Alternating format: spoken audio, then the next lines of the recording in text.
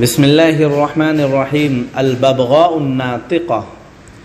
ببغا طوطا، ناطقہ بولنے والا طوطا. کان لرجل ببغاء جمیلۃ، جمیلۃ خوبصورت. کان لرجل ببغاء جمیلۃ تحسن الکلام. تحسن احسن الکلام تو اچھے سے بات کرنا، خوبصورت انداز میں. تو ہم ترجمہ کریں گے. ایک آدمی کے پاس ایک خوبصورت طوطا تھا جو خوبصورت انداز میں گفتگو کرتا تھا. وَإِذَا مَرَّ عَلَيْهَا أَحَدٌ. وَإِذَا اور جب، واو مطلب اور، اذا مطلب جب، مر گزرتا تھا، علیہا اس کے پاس سے، احد کوئی بھی، جب بھی کوئی اس کے پاس سے گزرتا، قالت له تو اس سے کہتا، نہارک سعید یا اخی، بھائی تمہارا دن خوشگوار ہو. وکانت تقلد قوقات الدجاج. قلد یقلد مطلب نقل کرنا، قوقات مطلب مرغیوں کی آواز. وکانت تقلد قوقات الدجاج، اور مرغیوں کی آواز کا وہ نقل کرتا تھا. فیخرج الیہا من البیت، جس کے نتیجے میں مرغیاں اس کی طرف نکل کر چلے جاتی تھیں.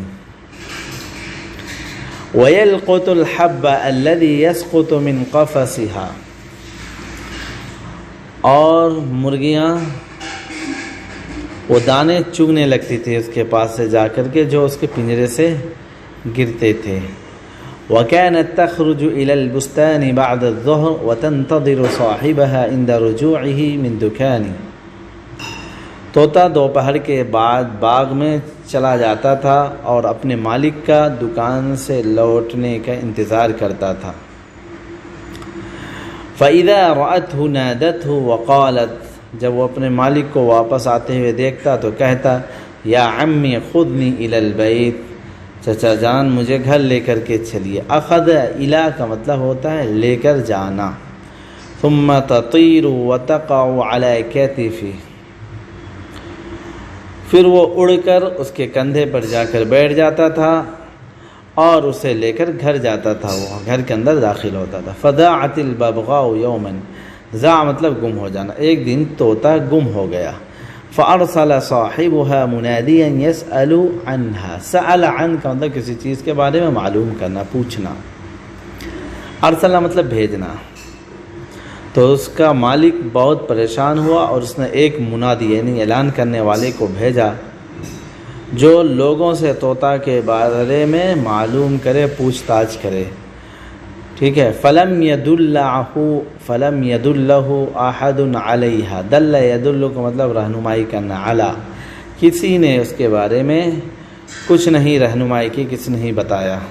غیر انہ سمع ان اسکافا عنده ببغاء لم ينظرها احد ولكن سمع صوتها. کیا ہوا کہ جب وہ گم ہو گیا تو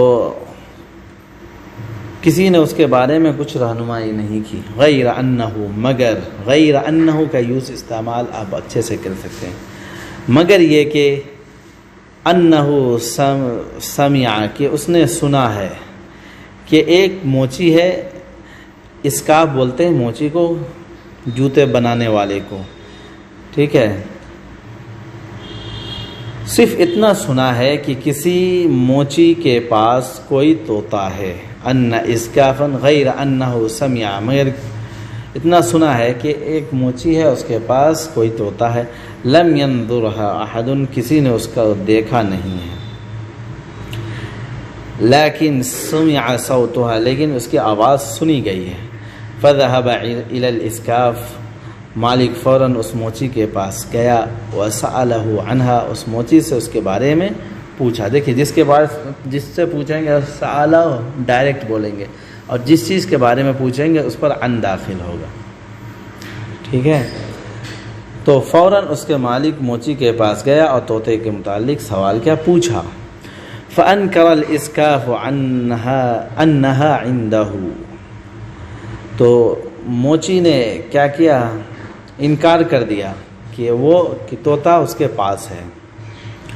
وَلَكِنَّ الْبَبْغَاءَ سَمِعَتْ صَوْتَ صَاحِبِهَا،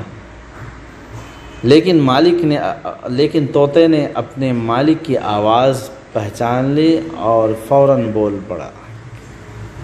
یعنی ولیکن ببغاء سمع الصوت، جیسے ہی اس نے سنا اپنے مالک کی آواز کو، فقالت، اس نے کہا، یہ سنتے ہی کیا کہا، یا عمی خذنی الی البیت، کہ میرے چچا مجھے گھر لے کر کے چلو. فدخل الرجل، وہ آدمی اس کے دکان میں داخل ہوا. وأخذها من دكان ذلك الإسكاف الخائن،